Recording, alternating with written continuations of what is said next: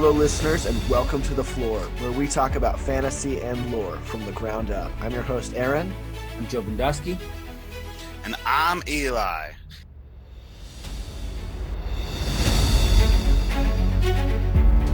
We do in-depth lore podcasts for games, movies, TV shows, and different worlds of mythology in our culture.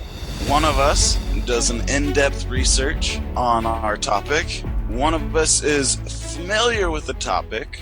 And one of us knows nothing. So the right questions will always be asked and will be addressed for anyone coming into the topic, regardless of how much you know. So the longer story begins with the fact that an assassin shows up in Baldur's Gate and attempts to kill you, but instead of killing you, he strikes Emoen, your friend, with a dagger that has some kind of mystical poison on it. It doesn't kill her, but it does put Emoen down for the duration of the campaign, so she's not an active party. Question. Yeah. So in Lord of the Rings, when the team is on Weathertop and Frodo gets impaled by, I don't remember what the I know what you're with saying. like the sword. He gets one of the ring The wraiths? Yeah, one of those ring wraiths. They kind of invade his stomach with steel without his permission. Is that kind of the same kind of poison? Because he was kind of creepy and very unhelpful for the duration of that. So some spoilers here. So the assassin poisons Emoen with this magic dagger, and the assassin, when you kill him, he has a tattoo of the Shining Lady. So it's assumed that he's a member of Kaelar's army. What actually is happening is there is a very powerful mage named John Irenicus, and he comes up in Baldur's Gate 2. And he just shows up as a mysterious man throughout the whole of Dragonspear. But when you hear his voice acting, there's no doubt this is John Irenicus. And he is attempting to rise into godhood. And to do that, he is trying to track down people with divine blood in them. And the magic... Going back to Baal? Yeah, this is all about Baal. So he's trying to use the Baal bloodline to ascend into godhood himself. And Can you, in like 20 seconds, go back over that? Because some people may not have heard it or not remember. Okay, yeah. So Baal was the god of murder and death and destruction. During the time of troubles, Molag Bal. he was made mortal. And during his mortal time, he had a lot of children, believing that if he had enough, when they all died, the divine essence in each of them would coalesce and he would come back to life. Later, it came to be believed by some of his children that if they killed off all their siblings, they could ascend into that exact same godhood. That is where that divine essence in the children of Baal comes. So this man, John Irenicus, while not a child of Baal himself, believes that he can still tap into it to use for his own ascent into godhood. And the magical dagger with his poison was meant to kind of test what the limits of your divine essence are, and Emoen got in the way. John Irenicus is also tracking Kaelar Argent because she is an Aasimar. She has divine blood in her as well, but it's different than yours. Wait, who is this? Kaelar Argent is the leader of the crusade. That's The Shining Lady. Yeah. Okay, and yeah, he has celestial blood? Yeah, she's got celestial blood in her. She does. Okay, yeah. So, I mean, as she's technically, if you had to put her on, I love this sheet, but if you had to, put her on the alignment scale, what would you say she is, Joe? I mean, she's definitely chaotic good because her actions definitely not lawful at all. She would. She's like all over the place. Yeah, she is lawful. I mean, sorry, not lawful. She's half angel. How? Let me say this one more time. How does someone who's leading an army be chaotic? Well, Kaelar Argent has a very specific goal, and if we look at her ideology and her goals, technically she's lawful, but to anyone else she looks chaotic, just a wave of destruction. Oh, because she's just okay. Because there's no rhyme or reason to a lot of it, but she has one big goal. But like getting there, she doesn't care. Yeah, she doesn't care what it takes to get there. She just wants to get there. Okay, Eli. Yeah. You've heard of Skyrim, right? Yep. Okay, I wasn't sure because it's a lesser known game, obviously. Unlike this one. So in Skyrim, they have Molag Bal, who's like an evil, corrupt monster demon god. Do you think that the devs of Skyrim took him because of Ball here? Because the name is almost the exact same. And how they are portrayed is very similar. Well, I think this roots in Judeo-Christian mythology because one of the references for the devil and one of the pagan gods is Baal. Oh, really? Okay. Yeah. Is it Elijah who summons fire from the sky? To prove that Baal has no power? Yeah. Yeah. I see. So it's biblical, and I think that's why you see it appearing in multiple mythologies. Okay, so we've just talked about the Shining Lady. How do you say her name?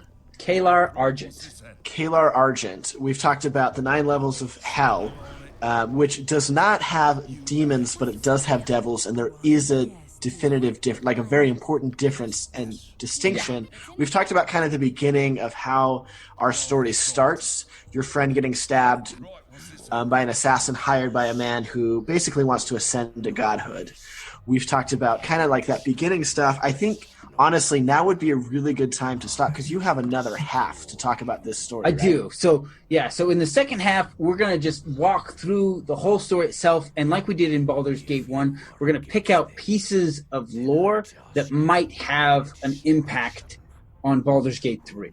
So, okay, awesome. One thing I do want to go over at some point, because we may have gone over this before, but it may be good to go over every time, just because it's in the name. Why is it called Baldur's Gate? Because of the city. Essentially, this is stating a campaign setting. Where are we in Faerun? And it's kind of a city-state, right? Yeah. It's a major hub, and it influences the areas around it. And so a lot of times you'll see this in Dungeons and Dragons, where a campaign will have like a first name and a second one. So with the games, they're just Baldur's Gate 1 and 2. But if these were campaign manuals, they would probably say Baldur's Gate, the Ballspawn Mature, Book 1. And then Baldur's Gate, the Fall of Irenicus, Book 2. Would kind of be how that was structured, because as we're going to mention later on, there's a book campaign setting called Baldur's Gate: A Descent into Avernus, and this is going to have a lot of bearing on Baldur's Gate 3 as well. But again, that's kind of how that campaign is named. But the way they've named the games, they've just given it that first name. I think largely just to connect the idea out there. Yeah, so that's why it's called Baldur's Gate. It's that campaign setting, and it gives you, if you're familiar with your lore of Baldur's Gate, then you know kind of the setting you're going into when you step into that city.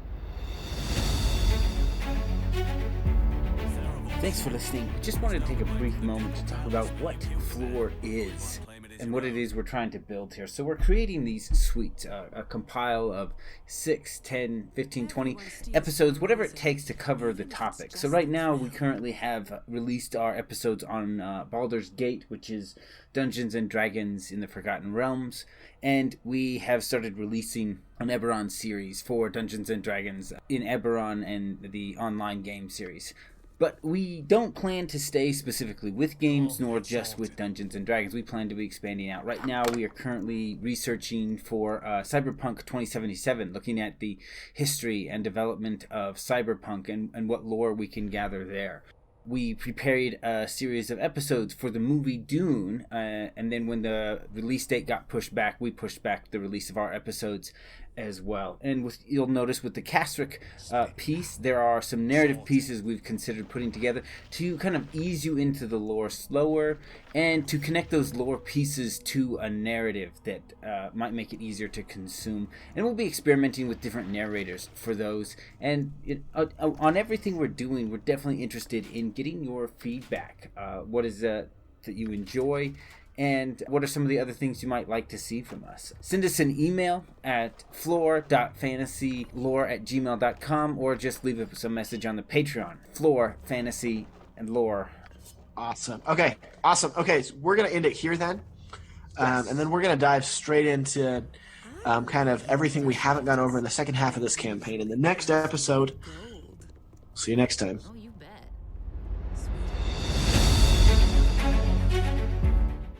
So we want to pitch you our Patreon, but we feel like, in the spirit of things, we really should make a persuasion roll on this. Eli, give us a roll. Oh, it's a 1. Well, told Natty you. 1. I literally told you the bard should be doing the persuasion roll. Nobody listened to me. So we were going to tell you about the Patreon and some of the cool stuff you can find there and check out. But with the critical failure, that will just have to wait till next time.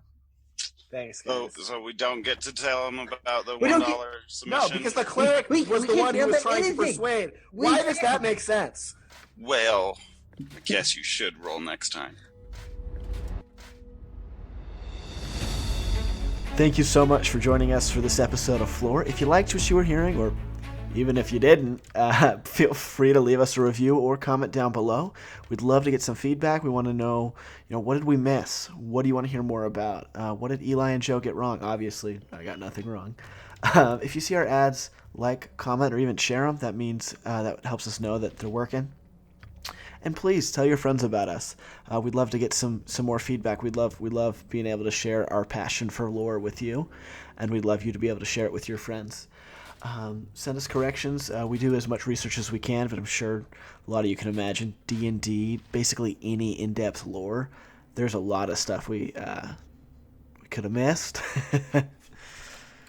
Please tell your friends about us. We love being able to share our passion for lore with you, and if you like it too, we'd love for you to be able to share it with your friends.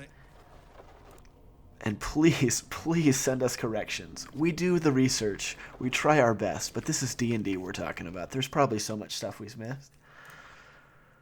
And please, send us corrections. We do our research. We do our best, but this is D&D. I'm sure there's something we missed or didn't quite expound on as much as you might have liked. So please send us corrections or suggestions for the next episodes. If you do want to talk to us or have us do a specific episode, either leave a comment below or email us at flore, FLORE, .fantasylore@gmail.com. Again, that's flore, FLORE, .fantasylore@gmail.com. You can find us on patreon.com/florefantasyandlore.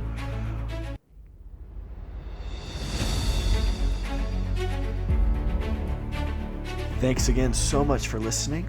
And now that we have given you the foundation and the floor, go and build your story.